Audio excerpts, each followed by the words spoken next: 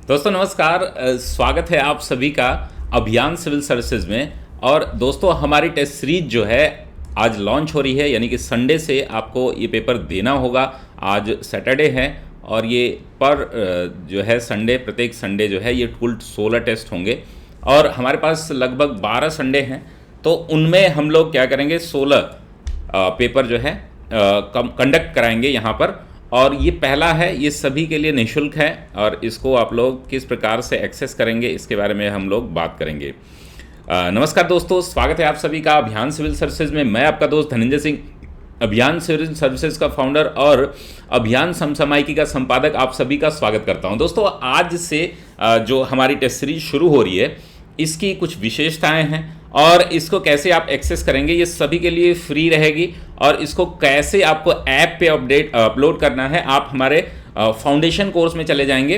Foundation course में इसका link मिल जाएगा, नीचे डिस्क्रिप्शन बॉक्स में हमारे ऐप का लिंक है, उसको गूगल प्ले स्टोर से आप डाउनलोड करेंगे। इस टेस्ट सीरीज की जो प्रश्न जो है पूरा फुल पेपर है, पेपर 1। हमारे कुल कितने टेस्ट होंगे सारी जानकारी इसमें होगी और कॉपी भी हम लोग अपनी देंगे, उस कॉपी पे ही आपको लिख करके सबमिट करना है। तो दोस्तों इसको शुरू करने से पहले एक छोटी सी जो है ना कहानी मैं बताना चाहूँगा। आपने सुनी होगी, कहावत बार बार सुनी होगी कि करत करत अभ्यास ते जड़मति होत सुजान, रसरी आवत जात ते सिल पर पड़त निशान। लेकिन ये कहावत के पीछे की कहानी जो है हमारे एक वरदराज की है। वरदराज जो है एक शिष्य हुआ करते थे गुरुकुल परंपरा में और वो अपने समकक्षों के साथ जो है, अपने जितने भी उनके दोस्त थे उनके साथ जो है पढ़ाई में थोड़े कमज़ोर थे, इसलिए दिन प्रतिदिन उनको किसका सामना करना पड़ता था, गुरु से डांट सुनते थे और लज्जा का सामना करना पड़ता था। उनके दोस्तों ने उनका नाम रख दिया था मूर्खराज।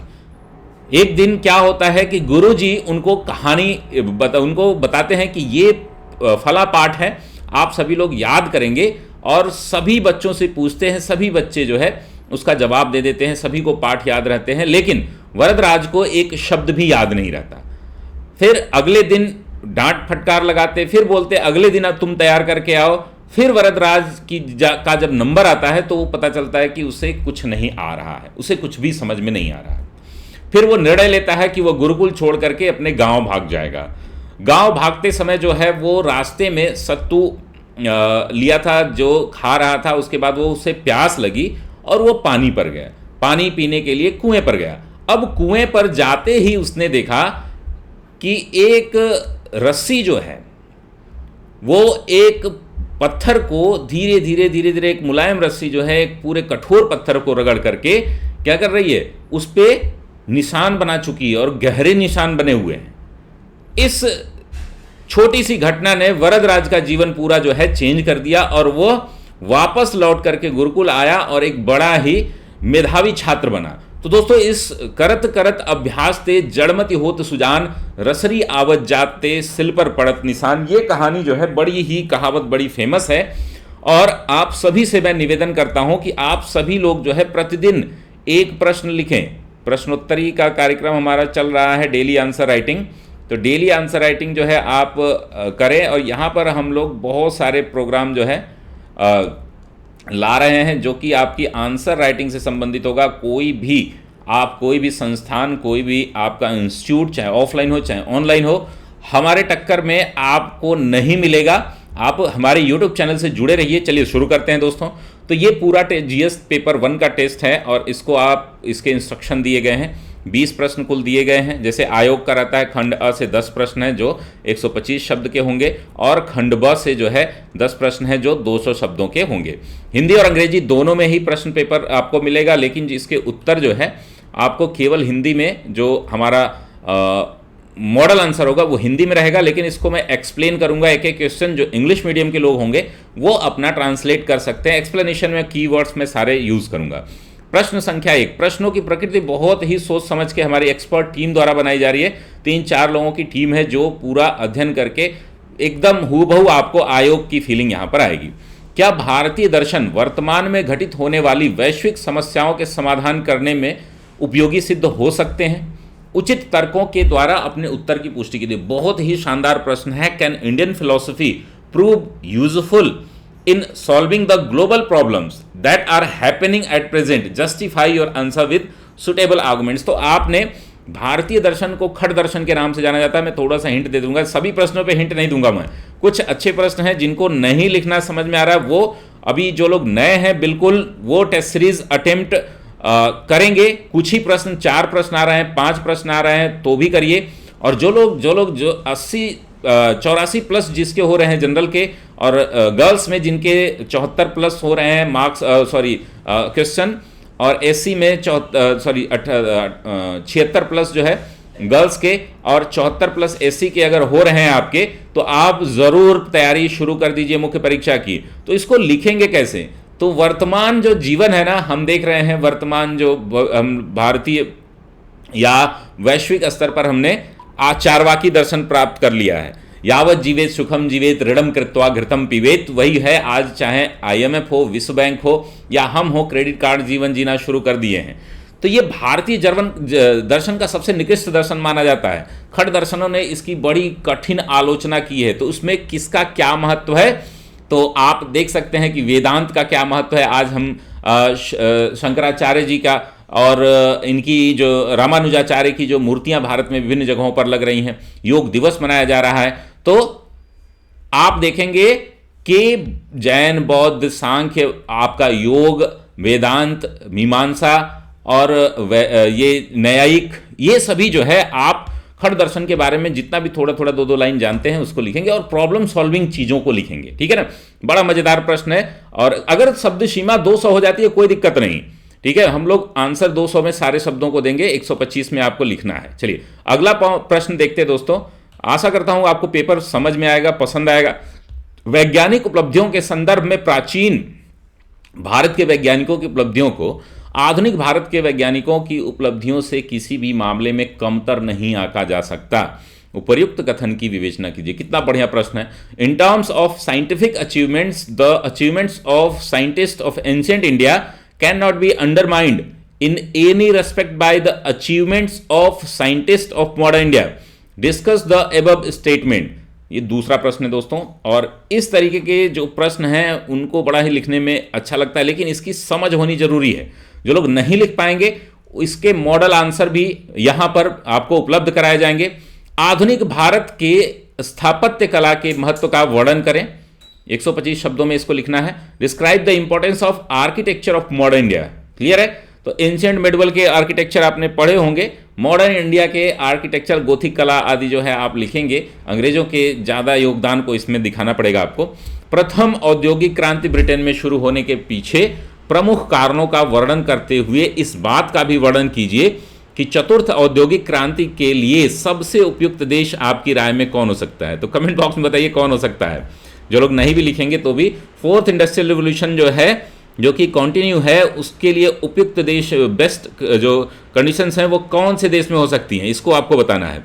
Describing the main reasons behind the beginning of first industrial revolution in Britain, also describe that in your opinion which country can be the most suitable for the fourth industrial revolution and why it must be written। आप सभी को लिखना है। ये ऐसे प्रश्न हैं जो सामान्य अध्ययन में आपकी सोच, आपकी समझ को मजबूत करते हैं। चलिए 5वां प्रश्न देखते हैं दोस्तों। कमजोर व निर्धन राष्ट्रों पर साम्राज्य स्थापित करने के लिए श्रेष्ठ आर्थिक शक्ति का प्रयोग करना साम्राज्यवाद का सबसे तर्कसंगत साधन है। उपर्युक्त कथन की समीक्षा कीजिए। आज आप देख रहे हैं कि चाहे श्रीलंका का हाल हो, चाहे जिबूती का हाल हो, और अभी जो है G7 में जो G7 के सदस्यों ने अपनी 2 बड़ी समस्याएं बताई हैं, उसमें रसिया का अग्रेशन और चाइना का अनसस्टेनेबल जो डेप्ट की जो कंडीशन उसने बना रखी है, चाहे वो जिबूती हो, नेपाल हो, आपका श्रीलंका हो, या छोटे छोटे देशों को अपने जो है साम्राज्यवाद जो है नियो कॉलोनियलिज्म इसको बोल सकते हैं। तो अब नव साम्राज्यवाद दिखाइए या निर्धन राष्ट्रों के द्वारा जो है भारत की भी कंडीशन वही थी। तो ये सारी चीज़ें तार्किक रूप से अपनी बातें लिखी हैं, ठीक है ना। Using superior economic power to establish empire over weak and poor nations in the most rational means of imperialism, review the above statement. तो आपको साम्राज्यवाद समझना है, वर्तमान में साम्राज्यवाद क्या चल रहा है, और उस समय भी दोनों में हमेशा ही आर्थिक साम्राज्यवाद हमेशा जो है हावी रहा है। वर्साय की संधि ने द्वितीय विश्व युद्ध के बीज बोए थे, यह कहना कहाँ तक उचित और तर्कसंगत है? वर्ड हिस्ट्री में मैं आप बहुत ही अच्छे अच्छे प्रश्न मैं कराऊंगा आपको, पूरा वर्ड हिस्ट्री कवर कराऊंगा आपको यूट्यूब पर ही। To what extent it is fair and logical to say that the treaty of Versailles sowed the seed of world war second? 125 शब्द में इसको लिखना है। भारत छोड़ो आंदोलन 7वां प्रश्न है। भारत छोड़ो आंदोलन में गांधी जी के पूर्व के आंदोलनों से किस प्रकार भिन्न था? चर्चा कीजिए। 125 शब्दों में लिखना है। How was the Quit India movement different from the earlier movement of Gandhi ji? Discuss. ये आपको बताना है। देखिए, आप नेतृत्व और करो या मरो हिंसात्मक प्रवृत्तियों को भी गांधी जी ने इसमें सपोर्ट किया। बहुत सारे ऐसे फैक्ट हैं, जो लोग भी थोड़ा बहुत पढ़े होंगे वो इसको आसानी से लिख ले जाएंगे। देशी रियासतों के लिए सरदार पटेल की भूमिका यूरोप के काबूल और बिस्मार्क से कम महत्व नहीं रखती। तो आप इसको बहुत ही अच्छे, इसको मैं बताऊंगा नहीं, आप लोग लिखिएगा, क्योंकि इसमें इतनी ज़्यादा जो है आपको लॉजिकल चीज़ें आपको देखने को मिलेंगे कि आपको मजा आ जाएगा। For the princely state the role of Sardar Patel is no less important than the Europe's Cavour and Bismarck. ठीक है, डिस्कस। 125 शब्द में इसको लिखना है दोस्तों। गांधी जी का अंबेडकर, गांधी जी और अंबेडकर है, यहां दोनों ही गलत हो गया, थोड़ा सा इसको करेक्ट कर लीजिए। गांधी जी और अंबेडकर दोनों ही दलितोद्धार के लिए जाने जाते हैं, परंतु दलितों के प्रति दोनों के दृष्टिकोण में काफी फर्क था। गांधी जी एंड अंबेडकर, ये एंड कर दीजिएगा। Both are known for Dalit reformation, but there was a lot difference in their attitude towards Dalit. Review the above statement. बहुत बार ये प्रश्न पूछा भी जा चुका है और आप कर भी चुके हैं, इसको जरूर आप लोग करिएगा। 125 शब्दों में इसको लिखना है। और लास्ट है सेक्शन ए का कि होम रूल लीग आंदोलन ने तत्कालीन परिस्थितियों में राष्ट्रीय आंदोलन को नई दिशा देने का प्रयास किया। चर्चा कीजिए। The Home Rule League movement had tried to give a new direction to the national movement in the then circumstances. Discuss. 200 शब्दों में लिखना है दोस्तों। और आपको जान के हैरानी होगी दोस्तों, मैराथन वीडियो अभी हमारा आने वाला है और 18 से जितने भी पेपर हुए हैं लगभग 50 से 70% क्वेश्चन जो है हमारे सीधे नोट से आते हैं। आप लोग, मैं दिखाऊंगा इस बार मैराथन के बारे में और कैसे हम लोग टेस्ट सीरीज जो कराते हैं, जिस तरीके से प्रश्नों का हम लोग फ्रेम करते हैं, सीधे सीधे एग्जाम में आपको यहीं से मिलेगा। और निबंध में तो 100% में आपको 4-4, 5-5 लिखते होते हैं 3 ही, लेकिन आपको 9 में से 6, 5 इस तरीके से निबंध मिल जाते हैं। सारी क्लासेज जो है यहाँ पर आपको कराई जा रही हैं। इसके लिए आप जो है व्हाट्सएप कर सकते हैं, हमारे ग्रुप से जुड़ सकते हैं। साथ ही आप जो है हमारा अभियान सिविल सर्विसेज ऐप डाउनलोड कर सकते हैं और हमारे ढेर सारे बैचेज चल रहे हैं। उन बैचेज के बारे में मैं अभी आपको शेयर कर दूंगा। देखिए, हमारा फाउंडेशन बैच चल रहा है, फाउंडेशन बैच जिसकी फीस जो है मात्र, फाउंडेशन बैच है 2023-24 के लिए, 2023 के लिए है और ये इसकी फीस मात्र जो है 6,999 है। और ये 2 ईयर के लिए, 2 साल के लिए आपको कोई भी सब्सक्रिप्शन नहीं लेना पड़ेगा, चाहे वो मेंस की टेस्ट सीरीज हो, प्री की टेस्ट सीरीज हो, सब कुछ ये है। और ये बहुत कम समय के लिए ऑफर है दोस्तों। आप जो है 6,999 में फाउंडेशन बैच कंप्लीट कर सकते हैं। प्री मेंस इंटरव्यू सब कुछ यहाँ पर कराया जाएगा। साथ ही दूसरा हमारा मेंस का बैच चल रहा है। मेंस का बैच जो है केवल मेंस में टेस्ट सीरीज के साथ क्लासेज चल रही हैं, डेली 2 आवर्स की क्लासेज आपको मिल रही हैं 2022 के लिए, जिसकी फीस मात्र 4500 है। ये ऐप पर आप जाएंगे, वहां पर सारी जानकारी मिलेगी। अगर आप GS1 का करना चाहते हैं, GS2 का केवल करना चाहते हैं, GS3 का करना चाहते हैं, तो इसकी भी फीस मात्र 999 रुपये प्रति पेपर है। और साथ ही आपका एसे का जो है कोर्स जो है कल लॉन्च हो जाएगा। एसे का अलग से, हिंदी का अलग से कोर्स लॉन्च होगा।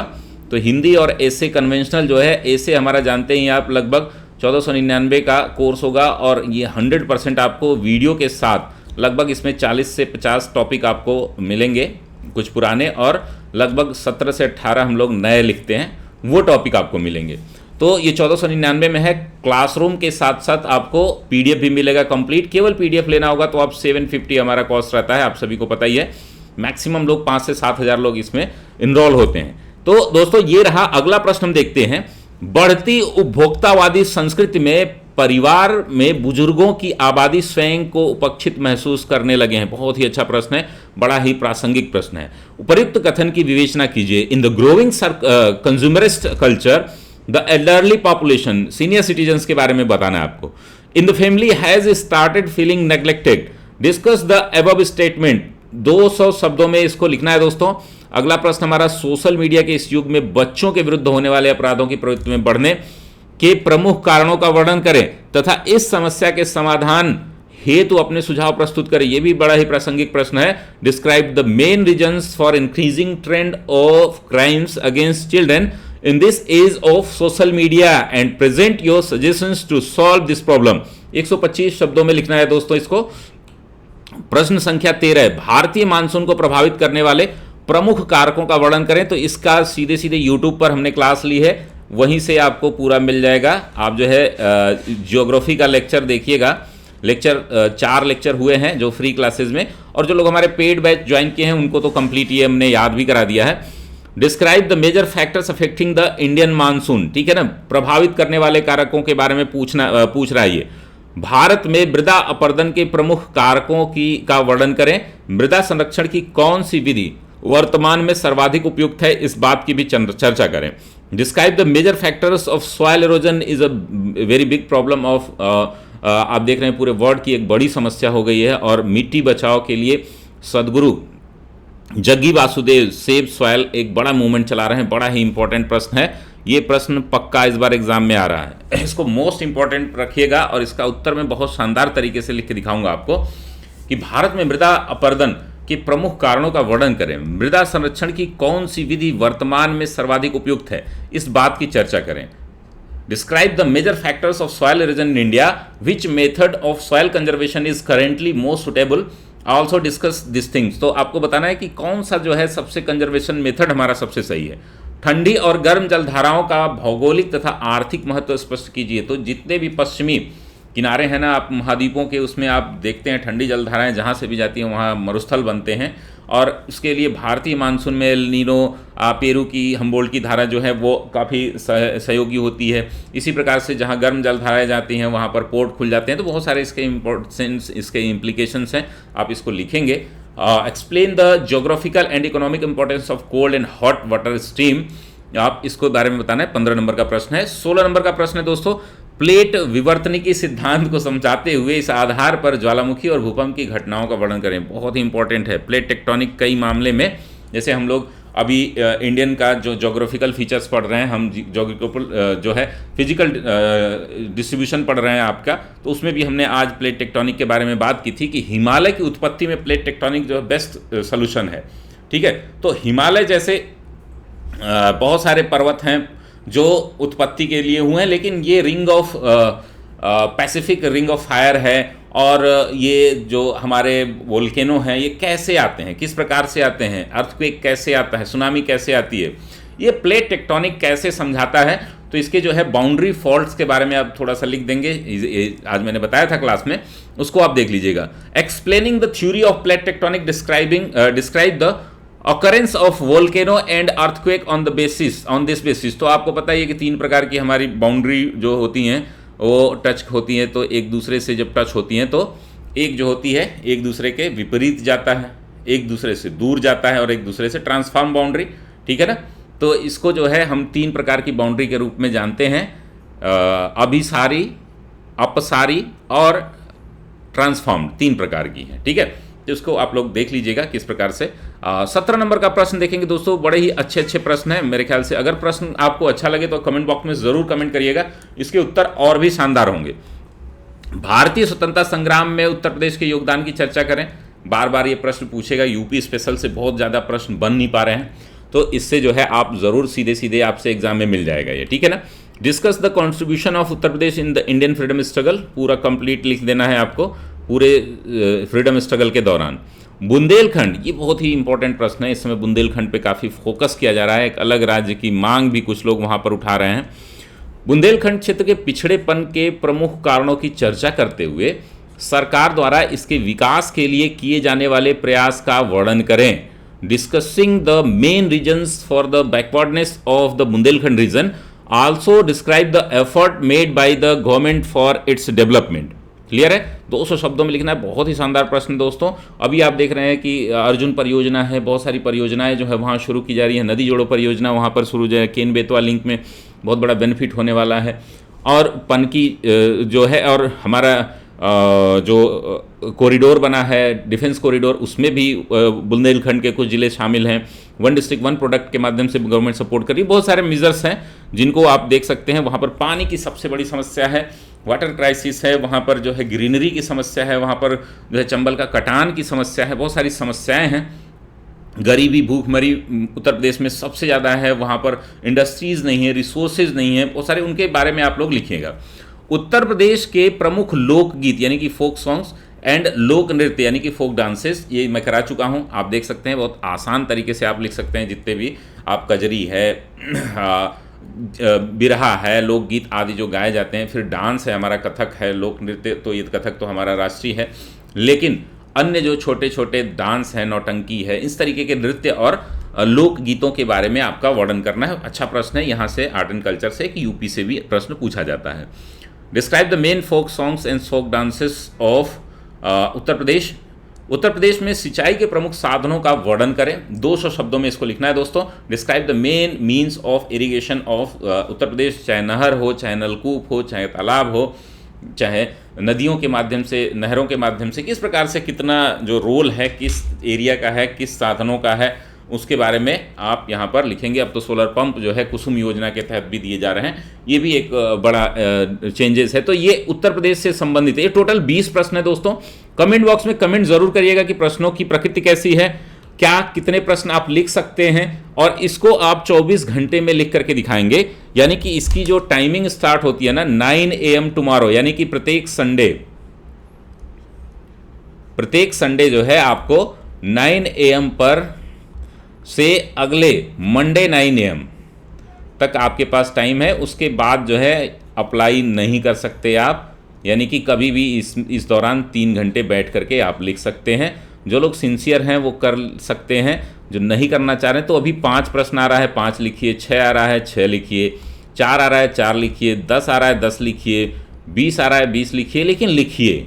मेरा आपसे अनुरोध है, और ये पूरी तरीके से फ्री है। 100 लोगों की कॉपियाँ चेक की जाएंगी, 100 पीपल्स की कॉपियाँ चेक की जाएंगी। और आपको कॉपी कब मिलेगी? सबमिट आपने मंडे को कर दिया तो ट्यूसडे, वेंसडे और थर्सडे, आपको फ्राइडे, नेक्स्ट फ्राइडे, आपको सैटरडे को हमारा अगला टेस्ट आ जाएगा, तो फ्राइडे को आपको कॉपी मिल जाएगी। यानी कि 72 घंटे में आपको कॉपी जमा करने के 72 घंटे बाद आपको चेक करके मिल जाएगी। हमारे 4 एक्सपर्ट हैं जो सभी लोगों ने मुख्य परीक्षा और इंटरव्यू दिया है, वो आपकी कॉपी चेक करेंगे। मैं खुद कॉपी चेक करूंगा कुछ लोगों की। तो ये सारी चीज़ें हैं, आप जरूर इसको देखिएगा। अब टेस्ट सीरीज के बारे में थोड़ा सा बात कर लेते हैं दोस्तों। टेस्ट सीरीज को आप कैसे ज्वाइन कर सकते हैं? तो टेस्ट सीरीज की विशेषताएं क्या हैं? 16 टेस्ट हैं, 8 GS के होंगे, 4 निबंध होंगे, 4 सामान्य हिंदी होंगे, और टेस्ट पेपर हिंदी अंग्रेजी दोनों भाषा में रहेंगे, लेकिन इसके मॉडल उत्तर जो है केवल हिंदी में मिलेगा। सारे पेपर का एक एक क्वेश्चन मैं एक्सप्लेन कराऊंगा यूट्यूब पर, तो उससे आपको मिल जाएगा क्या कि आपको उसके आंसर मिल जाएंगे, और इंग्लिश मीडियम के लिए कोई दिक्कत नहीं होगी। पहला टेस्ट फ्री रहेगा, बाकी जो टेस्ट होंगे वो ऐप पर होंगे हमारे पेड लोगों के लिए, ठीक है। टोटल जो है ये है, टोटल फीस के बारे में हम बात कर लेते हैं। तो अभी 3600 फीस है। इसमें अगर आप टेस्ट 30 कोड अप्लाई करते हैं, अभी ऐप पर जाएंगे, टेस्ट 30 जैसे ही पेमेंट करने जाते हैं आप, उससे नीचे जो है लिखते हैं कि आपके पास कोई कोड है क्या, कूपन कोड, तो आप टेस्ट 30 का कोड अप्लाई करेंगे तो 30% डिस्काउंट, यानी कि लगभग 2500 रुपये आपको देने पड़ते हैं। ये 15 जुलाई तक है, बहुत लिमिटेड है, ये कभी भी ऑफर समाप्त हो सकता है। हमारा ऐप डाउनलोड करिए, और अगर किसी प्रकार की समस्या होती है तो 8802913517 पर आप व्हाट्सअप करके हमसे जुड़ सकते हैं। क्लियर है? तो चलिए, यहाँ पर दोस्तों ये टेस्ट सीरीज का पूरा प्लान है। आप पहला जो है टेस्ट कब देंगे, यानी कि 10 को, यानी कल जो वीडियो आपको मिलेगी उसमें 9 बजे सुबह में आपको पेपर उससे पहले मिल जाया करेगा। दूसरा टेस्ट हमारा 17 को है। तीसरा टेस्ट देखिए, अब यहाँ पर GS का 3 का है, GS 3 का सब जो है कंप्लीट पेपर होंगे। अब देखिए, चौथा और पांचवा टेस्ट एक ही दिन है आपका, 31 को। हिंदी का फुल पेपर देना है, एसए का फुल पेपर देना है। इसी प्रकार से टोटल जो है हमारा टेस्ट जो है 16 टेस्ट होंगे, कंप्लीट सारे टेस्ट होंगे। और ये जो है आपका 15 सितंबर को लास्ट टेस्ट होगा हिंदी और एसए का। उससे पहले यानी कि 14 को जो आपका 10 सितंबर को हमारी टेस्ट सीरीज समझ लीजिए समाप्त हो रही है। ठीक है ना, जीएस पेपर 4 हो जाएगा और हिंदी और एसए का एक और पेपर होगा, ये 15 को होगा। तो 10 को हमारा उससे पहले ही हमारा कोर्स कंप्लीट हो जा रहा है। और इन सब के बाद दोस्तों हम आपको कॉपी एक शेयर कर रहे हैं, हमारे टेलीग्राम चैनल का लिंक डिस्क्रिप्शन बॉक्स में दिया है, उसको आप ज्वाइन कर लीजिएगा। ये आपको सार्थक टेस्ट सीरीज की यूपीपीएससी और यूपीपीएससी मेंस की कॉपी मिलेगी, जिसमें आपको अपना नाम, सब्जेक्ट नेम, डेट आदि लिख करके जमा करना होगा और इस तरीके से कॉपी रहेगी, इसी पर आप मॉडल आंसर लिख करके जमा करेंगे। ठीक है, इसको प्रिंट आउट करा लीजिएगा और फोटो कॉपी करा लीजिएगा, एक पेज निकलवा के, ये 2 पेज निकलवा लीजिएगा, उसके बाद फोटो कॉपी करा लीजिएगा। क्लियर है? तो ये रही कंप्लीट जानकारी दोस्तों। और इसके लिए इन दोनों पीडीएफ को आप जो है 9 बजे सुबह जो है हमारे टेलीग्राम लिंक पर चले जाएंगे, अभियान सिविल सर्विसेज जो डिस्क्रिप्शन बॉक्स में दिया गया है, हमारे ऐप पर चले जाएंगे, टेस्ट सीरीज वाले प्रोग्राम में क्लिक करेंगे, वहां पर भी आपको दोनों जगह आपको मिल जाएगा। तो मिलते हैं हम लोग अगली क्लास में। आशा करता हूं आपको पेपर पसंद आएगा। तब तक के लिए धन्यवाद। स्वस्थ रहिए, मस्त रहिए, व्यस्त रहिए और लिखते रहिए। धन्यवाद दोस्तों।